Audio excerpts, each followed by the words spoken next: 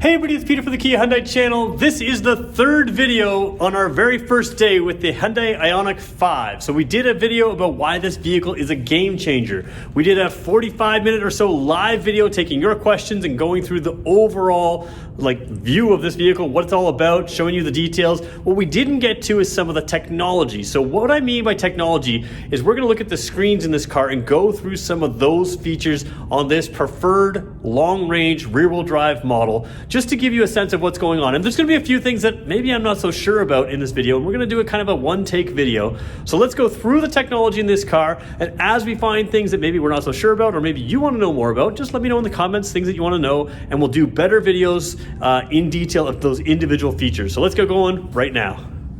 All right, so we're in the Ioniq 5 right now. I got the wide angle camera on. We're gonna start the vehicle up like that, and you can see the dash come to life. So a lot of things I like about this technology. Let's try to zoom in for a second here and look at our main screen. This is a 12.3-inch screen. The flickering that you see, I can't see in person. It's just the way it interacts with the camera, so don't worry too much about that. It doesn't happen at all in real life, and I'm sorry for it being a little bit distracting. So you have a 12.3-inch screen here, and then you also have a 12.3-inch screen over here. You can see 96% is about, let's just turn the climate system fully off, yeah, about 507 kilometers of range right now. So you can see real world range. This car is going to get what you need. So what we're going to do is just kind of go through the technology. Over here, we kind of discussed earlier, this is a sort of a new-ish display for us. In the center is a lot of the same stuff you see in our current gasoline vehicles. So some of the same lane keeping technology, lane follow assist, those kind of things. This is an active display. You do have some interesting things, like when somebody comes up in your blind spot, it'll notify you in the corners here with a blind spot symbol. Your kilometer an hour is digital there, and then of course this is your bar graph for your speed. So you still have a sort of a graph of a speed, and then over here is a graph of power usage and charge usage. So a lot of technology we could go into in there. Things like your for instance, your paddle shifters here, we can switch those paddle shifters up and down, which aren't paddle shifters, they're regeneration controls. So if I tap into the right side one here, I think I gotta be in drive, so bear with me for a second as we go into drive. There we go. I can decrease my regeneration there, level 1 and 0, so that's just coasting. And then I can increase it as well, and I'm gonna zoom out just a little bit here. So level 2, level 3, and then I tap it once more, and you're gonna see the I pedal is on. That is essentially one pedal driving, and we used to have sort of similar one pedal driving in our other EVs, but it wouldn't work at the last little bit. You had to touch the brake to stop. Well, now you have the ability to come to a complete stop by just releasing the throttle pedal. You still need the brake pedal at times, but most times if nobody cuts out in front of you, you can fully control the car from just the throttle pedal, which is nice. But what I really want to get into is this system over here. There's a lot to show you, so we'll try to make it as brief as we can, but we want to show you kind of everything. So first of all, white screen, you can make it white or you can make it black, and you can set it up to change based on time of day if you want. So you can change it at like 6 o'clock at night, you can make it black, come on 6 o'clock in the morning, make it white, or whatever time you want. I would like to see it tied to headlights or tied to maybe the sunset time, something like that. At this point, it's not available, but there might be an over-the-air update in the future that allows that, maybe if we push for it as well. One thing I really like about a lot of our new cars is because there are so many features in here. Oh, we should put it in park. That's a good idea. Because there are so many features in here.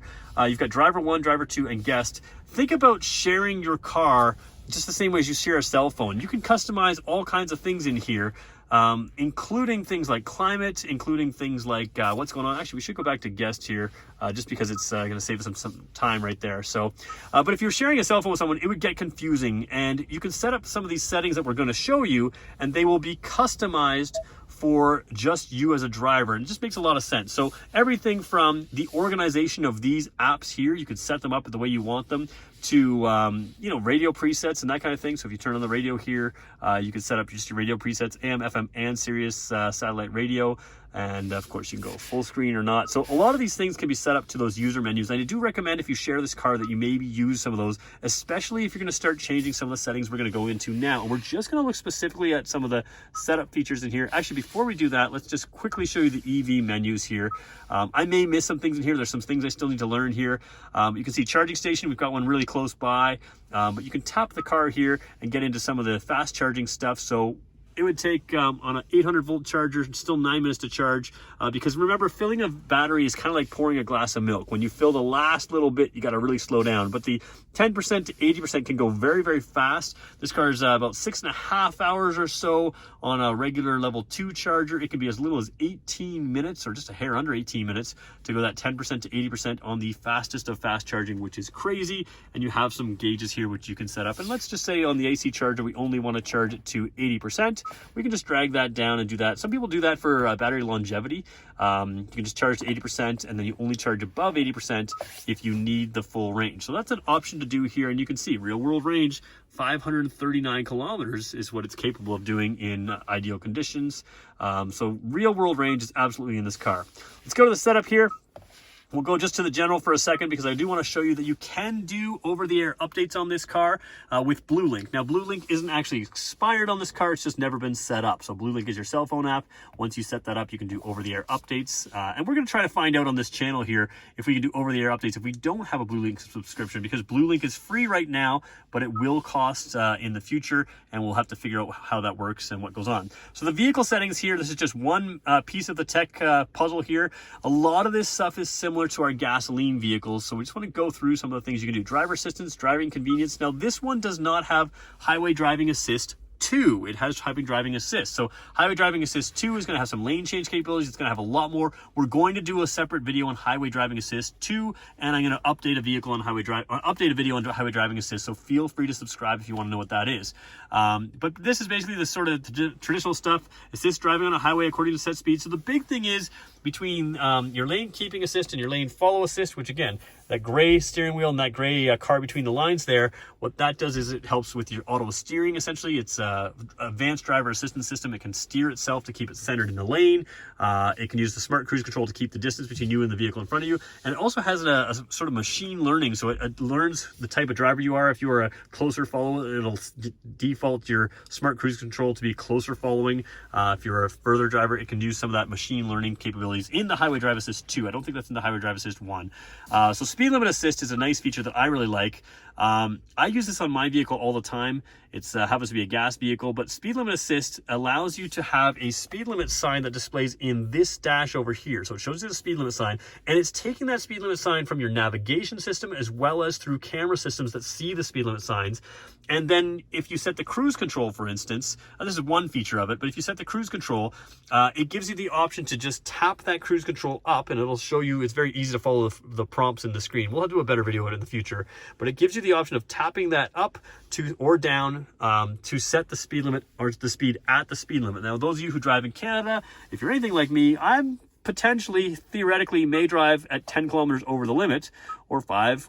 But if you set it to, for instance, 10 kilometers over the limit, when you're not on cruise control, you'll notice that that speed limit sign, which looks exactly like our Canadian speed limit signs, is black letter with white background. It will change to red letters when you go over the speed limit. And because I have mine set to 10 over, it'll go red letters when I'm 10 over, which is just an indication at a glance that if I'm over the speed limit. But the other nice thing is when you set the cruise control, you can tap it up, and on a 100-kilometer-an-hour road, if I have it set to 10 over, I can just tap my cruise control up, and it will set it for 10 over. So basically, I set my cruise control, it'll almost automatically be 10 over the speed limit if that's the way I want it to be. In this case, it would be set up at 0 over. So kind of a nice thing there. You can set up for just the warning, you can set up for speed limit assist, all of these things you can turn on or off. Warning timing, you can do standard or late, so that's collision type stuff and other stuff. Warning volumes you can set there. Driver attention warning, you can set that up. So a lot of driver attention type things. If you're inattentive, it'll say, hey, wake up, or maybe take a break kind of thing. Leading vehicle departure, if you're sitting there and maybe you're picking your fingernails and looking down over here instead of up over there, when the vehicle drives away from in front of you, it'll warn you in the dash. So just a nice little safety feature that's in a lot of our cars. Forward safety, active assist, anything with active assist can brake or steer the car on its own. So you never want to test this, but the idea is the car is capable of braking in certain conditions to avoid a collision in front of you. And there's a number of parameters that it looks for: cyclists, pedestrians, junction turning, those kind of things. There's a number of things it can find. Lane safety, same idea. Active assist, or the assist, allows the car to steer itself if it needs to help keep you in the lane, or you can set it for warning only. Blind spot safety, same idea. Safe exit assist is actually pretty cool. So this is the symbol actually that shows up in your dash here when someone's in your blind spot. And that's pretty cool because you used to have to look at just the mirror over there at that button right, or that little light there.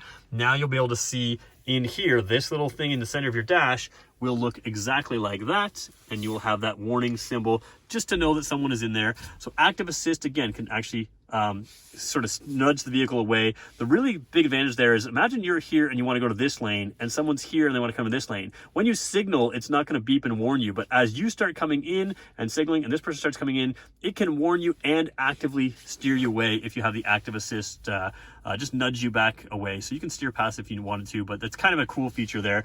And the safe exit assist is really cool. It provides a warning and door control when an approaching vehicle is detected in the blind spot. So you're parked on the side of the road, there's a vehicle coming up beside you.